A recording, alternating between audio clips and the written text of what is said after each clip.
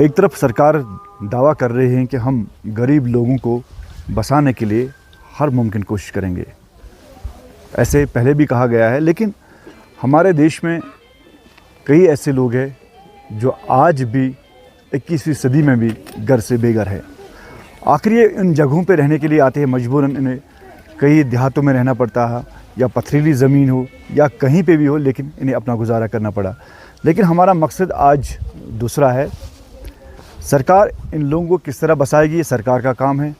अगर कहीं पे लीगल तरीके से रहना चाहते हैं तो सरकार को इनका साथ देना चाहिए। अगर इल्लीगल तरीके से रहना चाहते हैं तो भी सरकार को चाहिए कि इनको आईना दिखाए, रास्ता दिखाए, इनकी मदद करे। लेकिन आज शुपियान में बदकिस्मती की वजह से जब हम यहाँ पे आए तो ये गरीब गुरबात जो यहाँ पे रहते हैं, शेडो में रह रहे हैं, कि ये किस तरीके से रह रहे हैं हम आपको फिर एक बार दिखाना चाहते हैं। और यहाँ पे जो लोग बैठे हैं, मेहमान आए हैं दूर से, इन्हें भी यहाँ पे बैठने की कोई जगह नहीं है।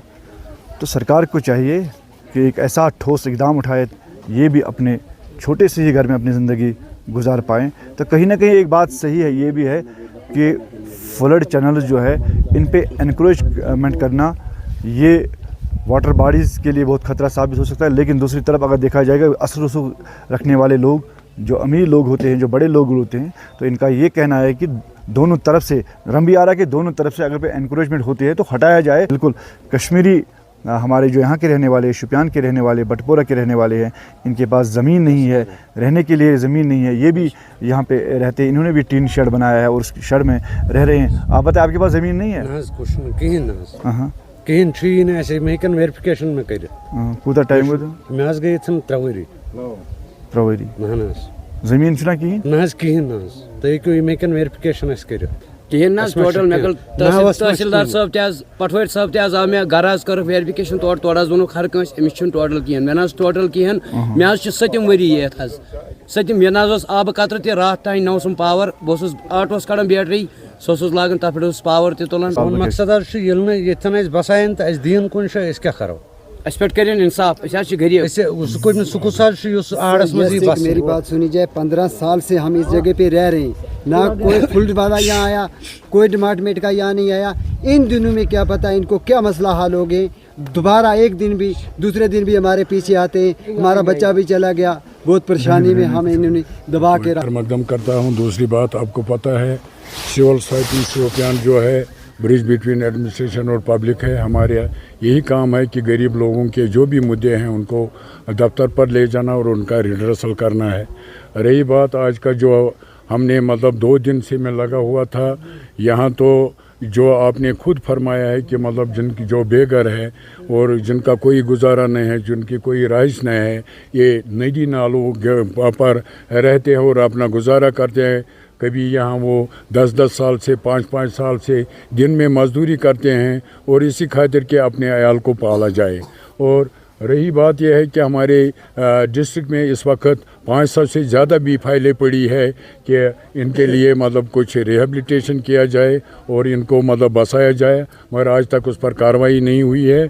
और आज जो ये 4-4, 5-5 साल से बैठ रहे हैं, और ये जो है यहाँ ही नहीं, सारे शोपियान में बैठे हैं, राइट फ्राम हुरपोरा टू लासीपोरा, और आज तक इनको कुछ नहीं किया गया। हाँ, ठीक है कि डिपार्टमेंट को अपने नॉर्म्स और कंडीशंस है, बेचारे गरीब है, सिटहती सर्दी में ये कहाँ जाएंगे। तो उसने एडीसी के पास मुझे भेजा और एडी साहब ने मुझे मारा कर दिया यहाँ फ्लड वालों के साथ। तो मैं वहाँ पहले दफ्तर में गया तो उनको मैंने समझाया कि ये अगर आपको ये ड्राइव करना है अंडर द नॉर्म्स तो आपको सारे शोपियान को करनी है। जो लैंडलेस है उसमें ये बताया गया है कि स्टेट या यूटी गवर्नमेंट जो है उनको लैंड प्रोवाइड करे। उसमें ईडब्ल्यूएस के लिए कोई स्कीम बनाई जाती है जो हाउसिंग बोर्ड बनाता है, जिसमें 3 मरला उनको अलॉट किया जाता है। We are in search of land. हम देख रहे हैं कि अगर हमें स्टेट लैंड का कहीं पैच मिल जाता है तो एक हाउसिंग कॉलोनी ईडब्ल्यूएस के लिए with the approval of the government बनाई जाए, ताकि वो एंटाइटल हो जाए after having that patch of land, जो पीएमएवाई का जो उनको बेनिफिट मिले। तो we are working on that, हमने ऑलरेडी शुरू किया है। इवन मैं आपके मीडियम से उनको ये बताना चाहता हूँ जो इन एरियाज में है, रह रहे हैं रंबियारा में, it's not safe location to live.